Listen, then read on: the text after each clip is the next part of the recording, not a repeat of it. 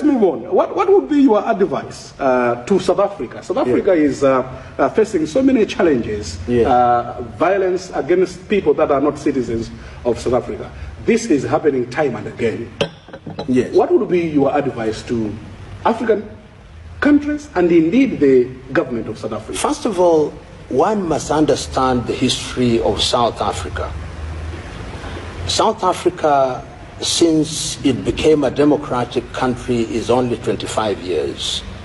And that is after they had been subjected to a regime that dehumanized the people through apartheid. And for that reason, you will find that in South Africa, we still have a large population. Nearly 80% of the population do not participate in the economy. And the net effect is that they are traumatized and they are impatient with what their government is doing. But they must be reminded, particularly the government must be reminded, that you have a duty to tell your people that your enemies are not people from Malawi, not people from Zambia, not people from Namibia, not people from Nigeria.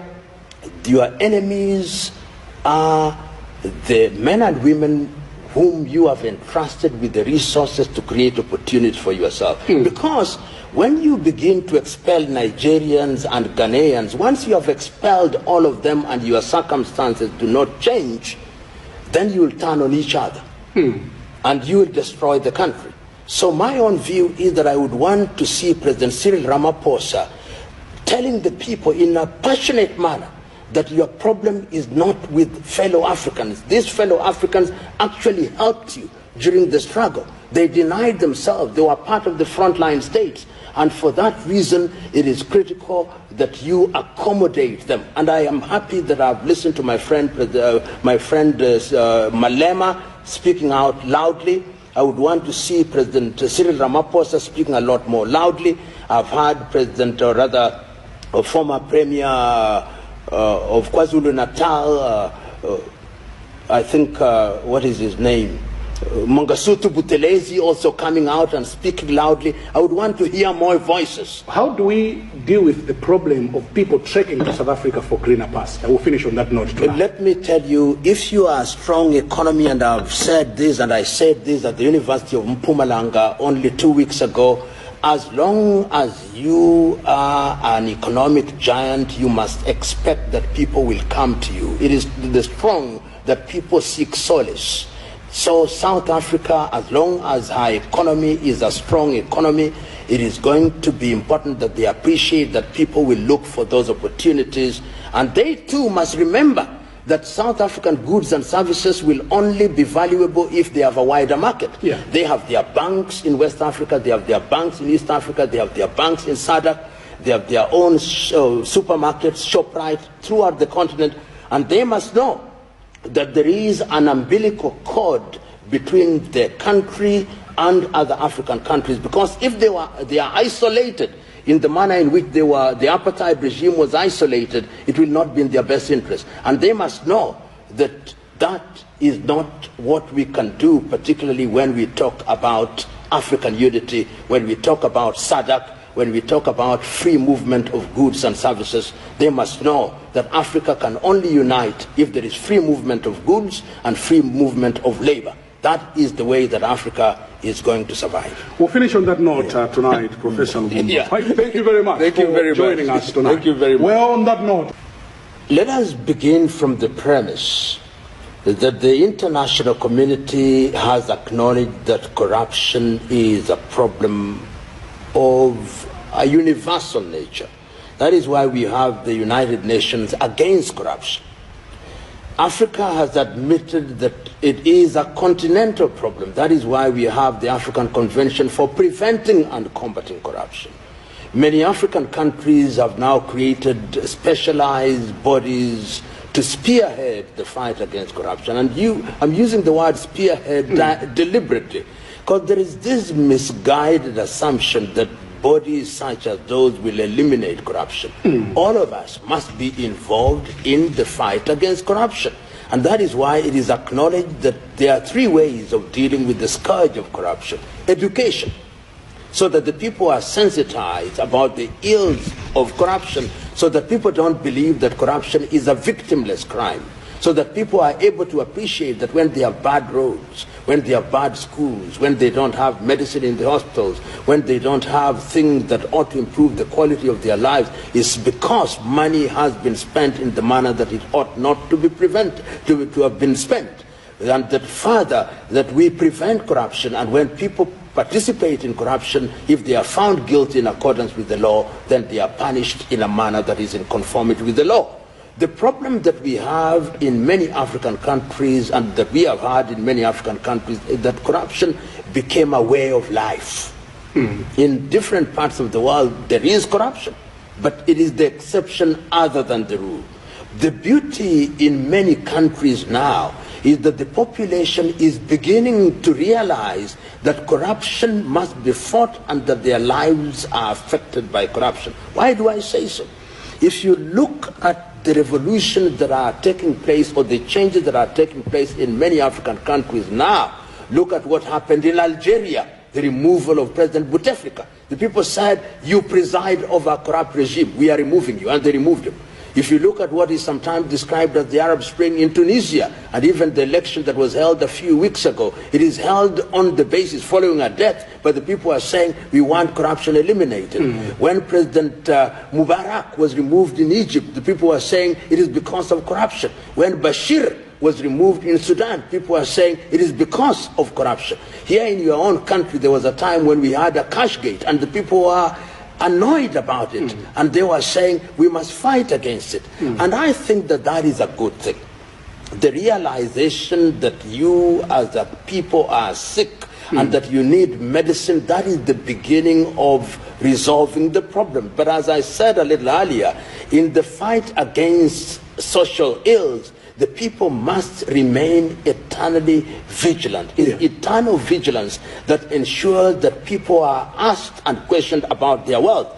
It is incomprehensible and unacceptable that somebody whom we know has a salary of 1 million kwacha is involved in projects that involve billions of kwacha, and yet we celebrate them.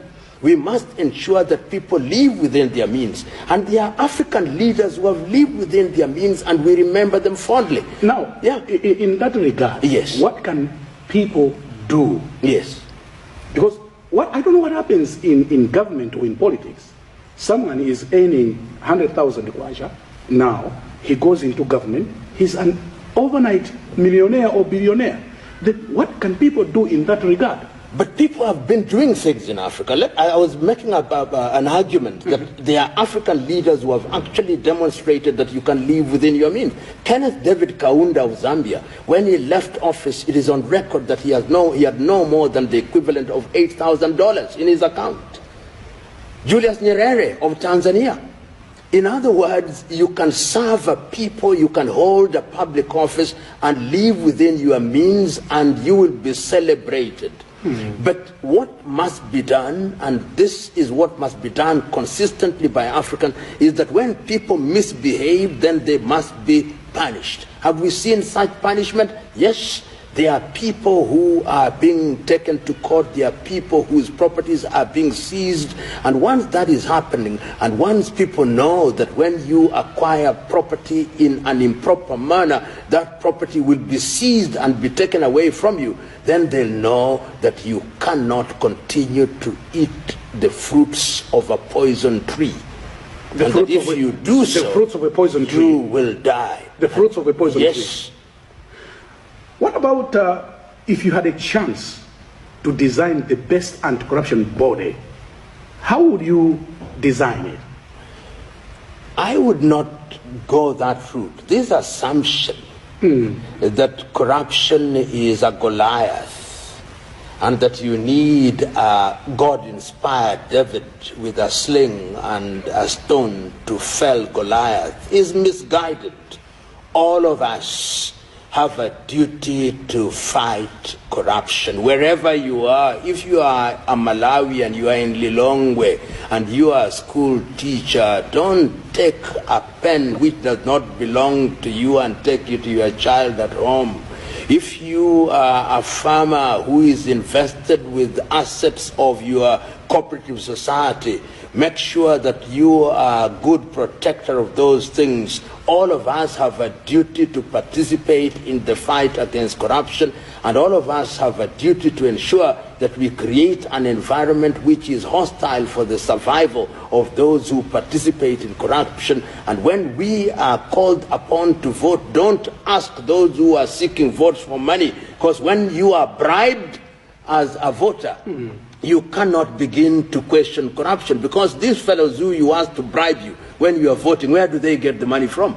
We cannot condemn corruption if we ourselves have partaken of the corrupt proceeds. All of us have a duty. But to the extent that we know that corruption will subsist, it is important, in my view, to create an anti-corruption body which has the power to prosecute, which is well-resourced, so that it is capable of discharging its mandate of educating the people. It is capable of discharging its mandate of working with governmental bodies and private bodies to ensure that you create an environment that reduces incidents of corruption, and it is also capable of prosecuting the cases that it has investigated. You have been the chief of anti-corruption board in Kenya. Correct. How did you do it?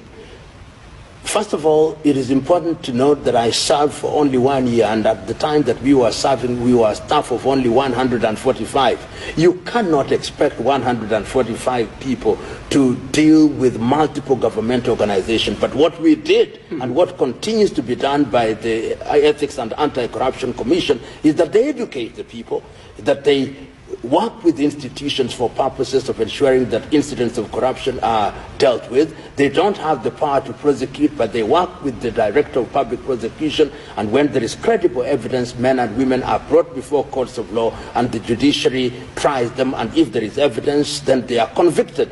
But as I said, each country must address its own circumstances in a unique way. Here you have your Anti-Corruption Bureau. In Tanzania, they have their own. In South Africa, they have had their own hawks. In Zimbabwe, they have their own. The critical thing is that each country must address the circumstances of corruption in a manner that is informed by those unique circumstances, with a view to achieving a society where corruption is the exception other than the rule.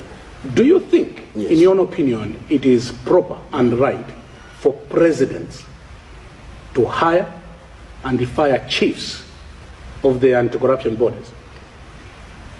You know, these are questions. Somebody must be hired by somebody. You can't hire yourself. So there is a process of hiring people.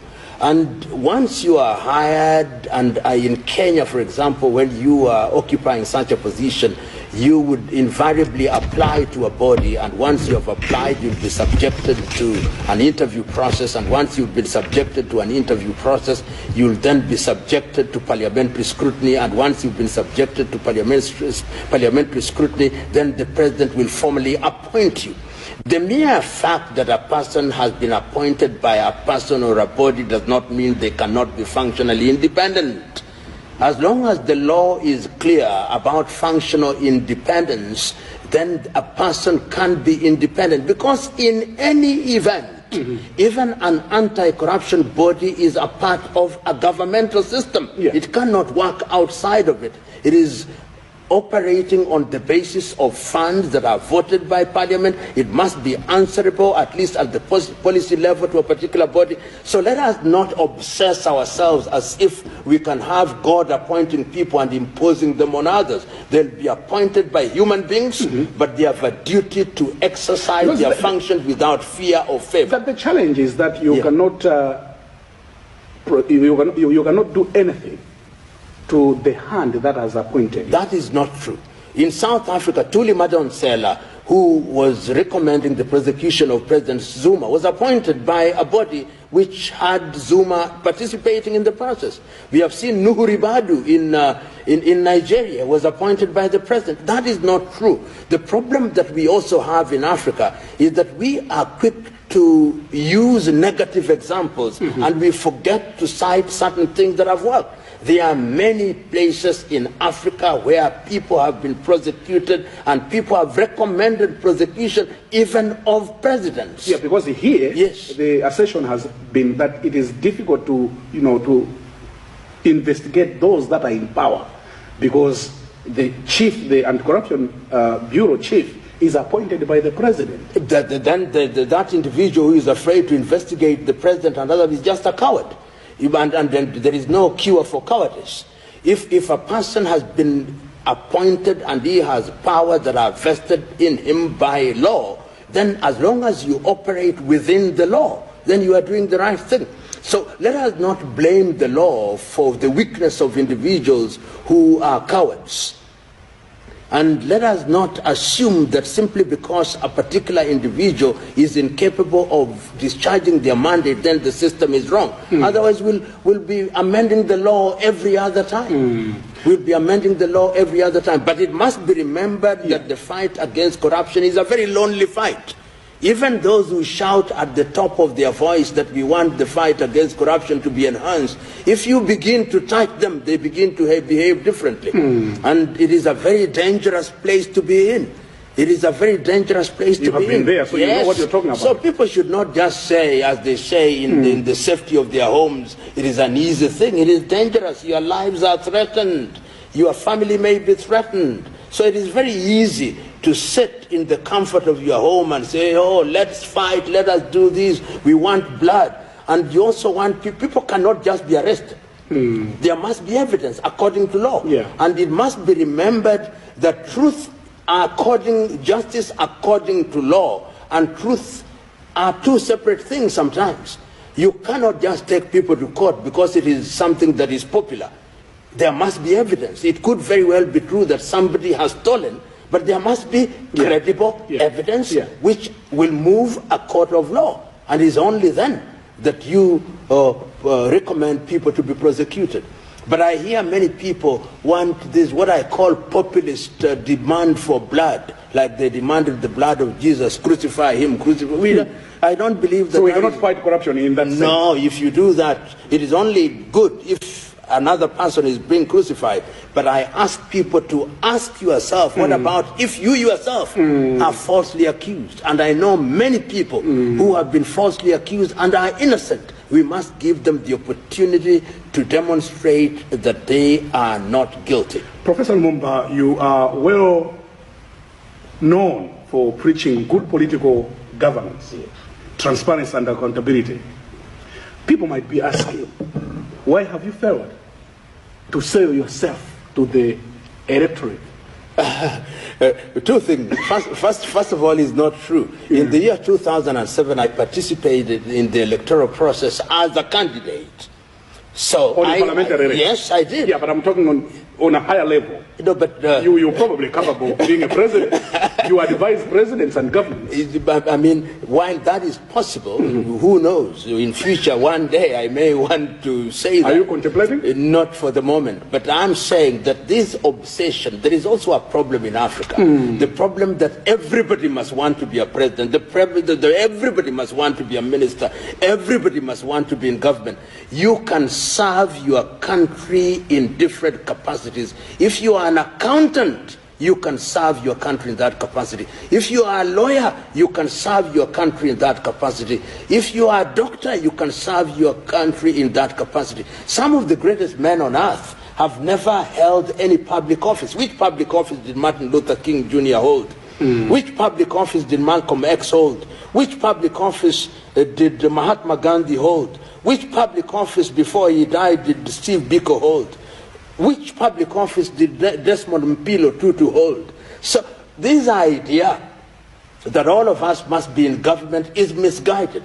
I believe that if one chooses an area in which they serve, then that is their contribution. Right now, by grace of God and by courtesy of my fellow Africans, I travel across many African countries. And I want to believe that by merely standing, if you may, like John the Baptist in the wilderness and making certain pronouncement, I'm out of 10 hearts, I'm possibly touching one. And that is my current contribution. As to what I will contribute in future, not even the devil knows. Because others might say you are a good orator, yes, but you haven't been in power.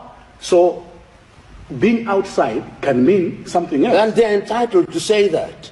They're entitled to say that, and I won't argue with them, but they would be wrong. I've been in government position. I was the secretary of the Kenya Review Commission, Constitution Review Commission for 5 years. I was the head of anti-corruption. I've held many positions, and I continue to make a contribution. But there is no shortage of professional fault finders. Okay. Those ones I don't worry about. Okay. Winston Churchill, who was a racist and I don't like very much, used to say that if you want to look at every person who throws a stone at you, you will never make any progress. You must do what you are doing and allow the critics. Critics are people who make a contribution, but they do not know the pain of suffering. So some of us who actually have the courage to say what we are saying, we are making a contribution. So you are hiding in your bedroom and hiding under the pillow and hiding under the anonymity of Twitter and WhatsApp and Facebook and Instagram without making your positions known is sometimes not very useful. There are quite a lot. Oh, there are legions of who hide behind the anonymity of WhatsApp. But at least some of us, by God's grace, are raising our voices. So you are speaking the right stuff. Yes. You're giving the right advice. Yes. Are the African leaders listening? And if they're listening, are they doing the right thing? You know, that is a question that is too broad to be answered in the manner that you possibly expect. When I am invited to speak at an audience, as I have been invited here to speak to accountants, I'm speaking to accountants. And my hope is that the 2,500 accountants that I'll be speaking to here in Malawi are men and women in positions of leadership. If I say something that is worthwhile, they'll separate the wheat from the chaff. And if they accept that there is certain wheat, they'll go and propagate it. If somebody else in position of leadership thinks that I've said something that is worthy, then they will use their position to make it worthwhile. And I believe that it is our duty, not my duty as an individual, it is our duty collectively as Africans, as Malawians, as Namibians, to ensure that what I am doing and what we are doing collectively informs the national agenda in a manner that brings changes. And I want to say this. Sometimes we Africans are very negative and hard on ourselves. Why? When you listen to African commentators, particularly people in the media such as yourself, you want to speak, not you of course, but others, want to speak as if nothing is happening in Africa. Nothing good is happening in Africa. But there are good things. Well, the only thing that we are saying is that things could happen a lot better. So let us identify the positive things that are happening and also give them the oxygen of publicity. Let us also give them the opportunity to thrive so that people can know that Africa can work. Take, for example, good things that are happening in Africa. In Morocco, they are dealing with solar. One of the biggest solar farms is going to be in Morocco. In Kenya, we have one of the biggest wind farms in the world. Those are good things. In Rwanda, beautiful things are happening. In Namibia, beautiful things are happening. Let us talk about that. But we should not stop condemning the ill that are taking place. In other words, let us give a balanced view. We must tell our story in all its permutations.